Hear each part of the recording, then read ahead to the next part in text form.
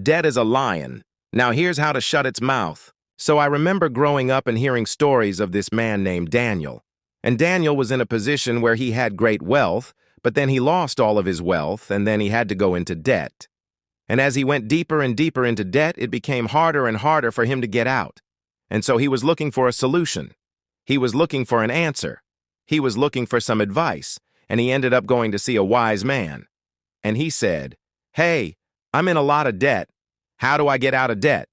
And the wise man simply replied, "Daniel, if you want to get out of debt, you have to feed the lion." And so Daniel did what the wise man told him to do.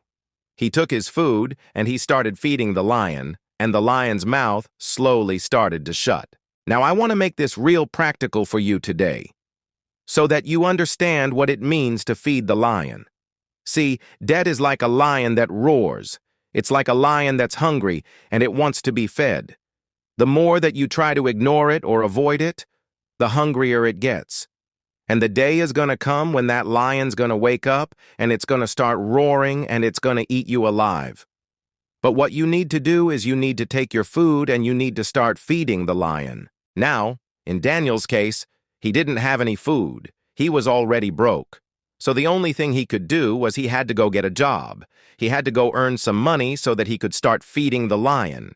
Maybe for you, you may have some extra stuff around your house that you can sell. Maybe you can take a side job. Maybe you can pick up some overtime. Whatever it is, you need to find a way to feed the lion. The second thing that you need to do is you need to cut off the access.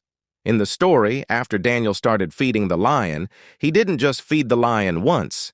He actually took steps to make sure that the lion wouldn't eat him anymore. So he chained up the lion. He made sure that the lion couldn't get at him. That's what you got to do with your debt.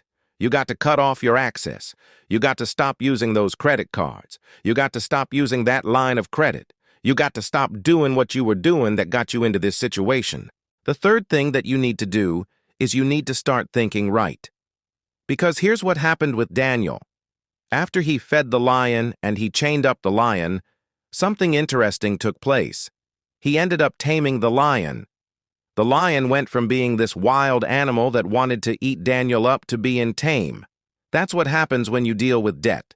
When you decide to face it head on, when you decide to do what needs to be done, the power that debt has over you starts to diminish and you start to realize that you don't actually have to be afraid of this debt. I want you to close your eyes right now, and I want you to picture that lion. Picture the lion that represents your debt. And I want you to take the steps that I just told you to take. Take the food and feed the lion, chain up the lion, tame the lion, and watch what happens. Watch your life transform before your very eyes.